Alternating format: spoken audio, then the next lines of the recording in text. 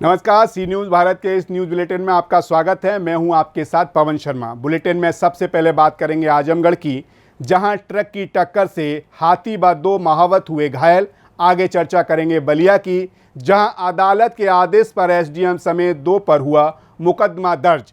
साथ ही बात करेंगे इंदौर की, जहां चाकू से पति ने पत्नी का गला रेत कर की हत्या। इन सभी खबरों पर बात होगी विस्तार से, तो चलिए शुरू करते हैं खबरों का सिलसिला।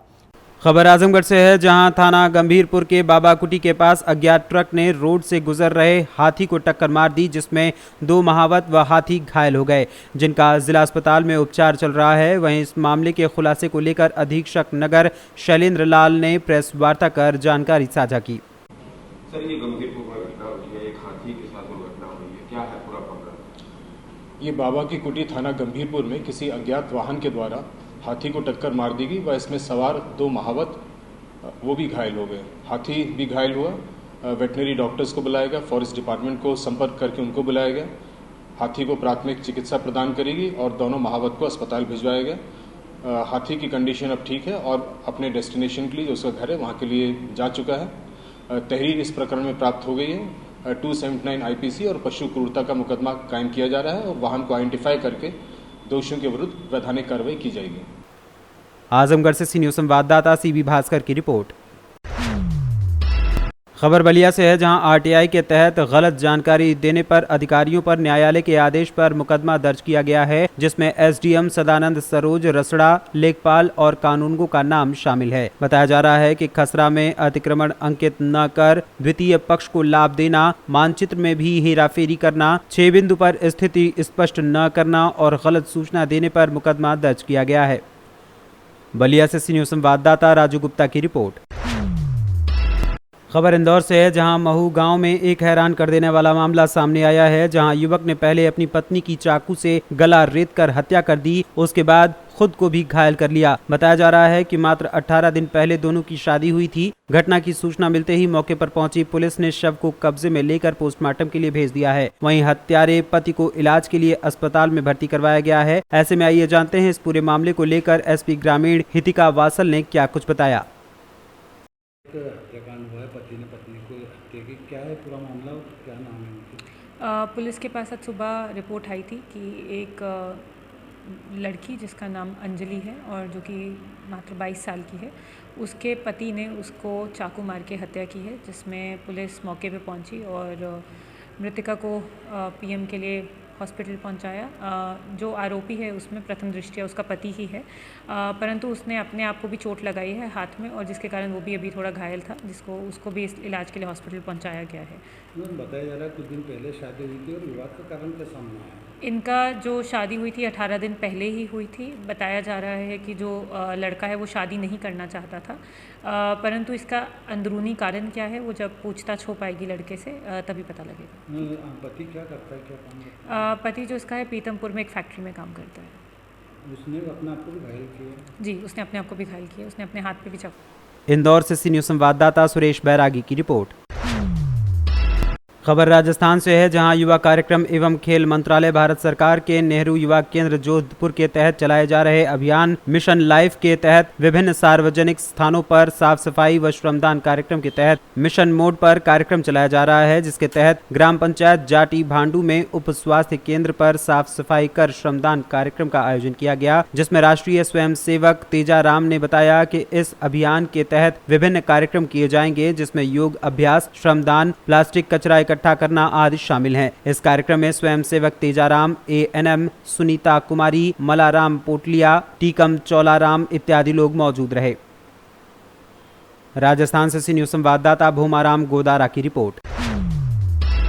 खबर फिरोजाबाद के शिकोहाबाद से है, जहां नगर शिकोहाबाद के AS लग्जरी होटल में शिकोहाबाद के चेयरमैन रानी गुप्ता के प्रतिनिधि राजीव गुप्ता का जोशीला स्वागत किया गया। इस दौरान राजीव गुप्ता ने कहा कि नगर की जनता ने जिस प्यार के साथ वोट देकर हम पर विश्वास जताया है, लोगों के उस विश्वास पर पूरी तरीके से खरा उतरने का काम करेंगे। नगर का चहुमुखी विकास कराना ही हमारी प्राथमिकता है। उन्होंने कहा कि नगर की जनता से मिलकर उनकी समस्याओं की जानकारी व उनके समाधान पर चर्चा की जा रही है। जल्द ही सभी समस्याओं को बोर्ड की बैठक में रखकर प्रस्ताव पारित करते हुए उनका समाधान कराया जाएगा।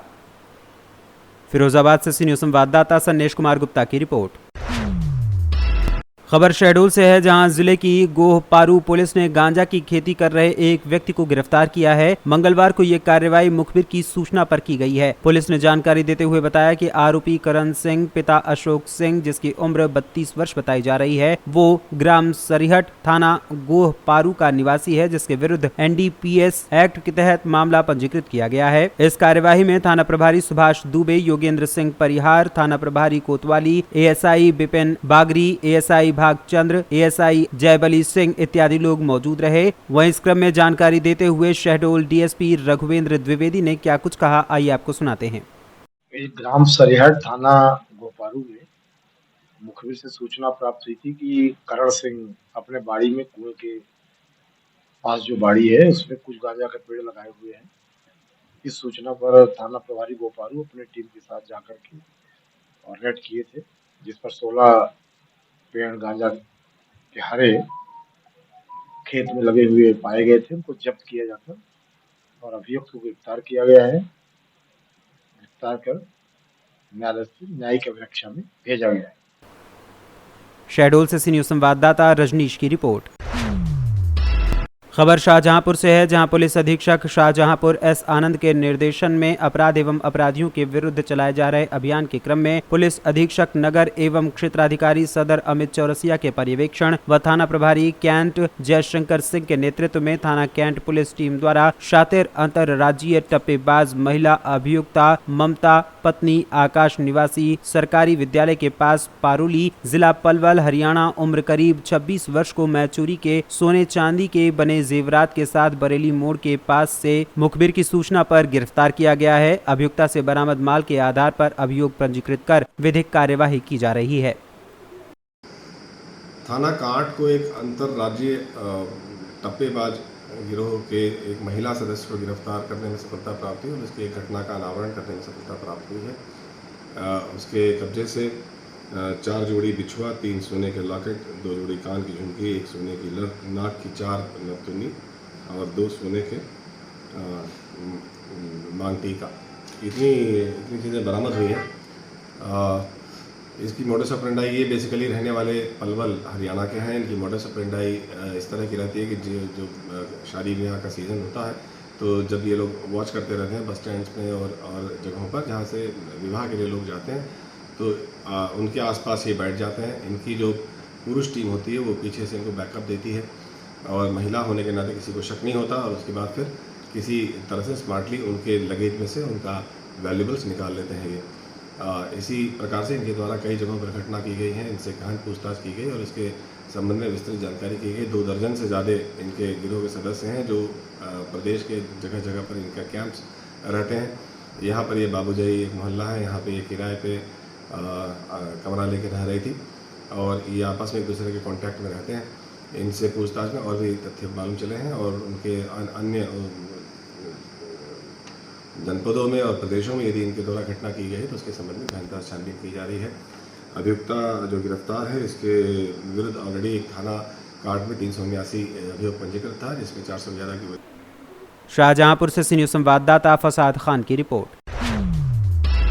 खबर उन्नाव से है, जहां उन्नाव में अमृत योजना में शहर की सड़कों को बदतर हालत में पहुंचाने और समय से काम पूरा न करने पर आखिरकार कार्रवाई का चाबुक चल ही गया। डीएम के निर्देश पर 7 सदस्यीय टीम ने जांच के बाद कार्यदायी संस्था OP गुप्ता पर 1 करोड़ रुपए का जुर्माना लगाने की संस्तुति की है। डीएम के निर्देशन पर XCN द्वारा 1 करोड़ जुर्माने की संस्तुति पर संबंधित विभाग के हेड ऑफिस ने स्वीकृति दे दी है। मंगलवार को बड़ी कार्रवाई के बाद हड़कंप मच गया है। इस संबंध में जानकारी देते हुए डीएम उन्नाव अपूर्वा दुबे ने क्या कुछ बताया, आइए आपको सुनाते हैं।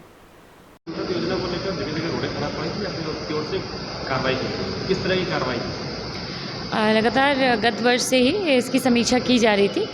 जनपद में 17 करीबन रोड ऐसी थी जहां पर कार्य हुए थे परंतु मानक अनुरूप कार्य नहीं हुए थे और साथ के साथ हमारे अभी 33 सड़कें ऐसी हैं जहां पर खुदाई का कार्य अभी ना ही किया गया था और वहां पर कतिपय बहुत ही जलभराव इत्यादि की भी समस्या उसके कारण उत्पन्न होती थी। इसी की समीक्षा लगातार रूप से की गई, कई बार नोटिस इशू की गए। अंतिम रूप से कल पेनल्टी क्लॉज के तहत उन पर लगभग 1 करोड़ का जुर्माना आरोपित किया गया है जो ठेकेदार हैं उनके विरुद्ध और आगे उनको नोटिस दिया गया है और इसके उपरांत यदि कार्रवाई नहीं होती है तो इसके उपरांत उन पर FIR भी दर्ज कराई जाएगी। उन्नाव से सी न्यूज़ संवाददाता अजय कुमार की रिपोर्ट।